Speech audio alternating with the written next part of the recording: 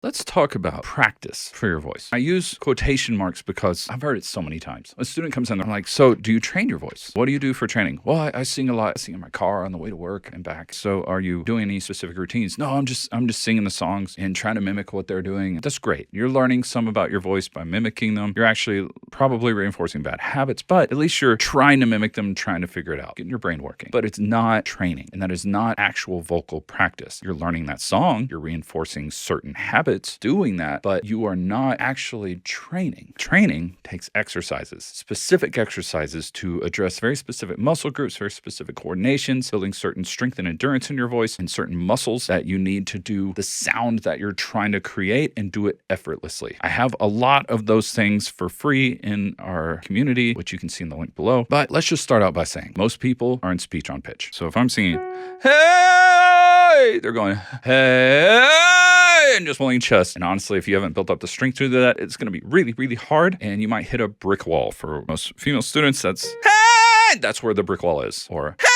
it's hard to get up there because you're hitting a brick wall because you're just pulling the chest muscles up that you use in speech. Where singing is actually up here. Singing is in the head voice. It's up here, and you got to hold the voice up, and you got to be up towards the eyes. You can call that cry, you can call it lift, you can call it the mask, you can call it Michael Jackson voice. But you're up here, you're away from the throat, you're resonating in the head, and then you're adding to that. There's so many different ways to think about this. Behind the nose, you're towards the eyes. So everything's up here, and then you're adding the chest back in.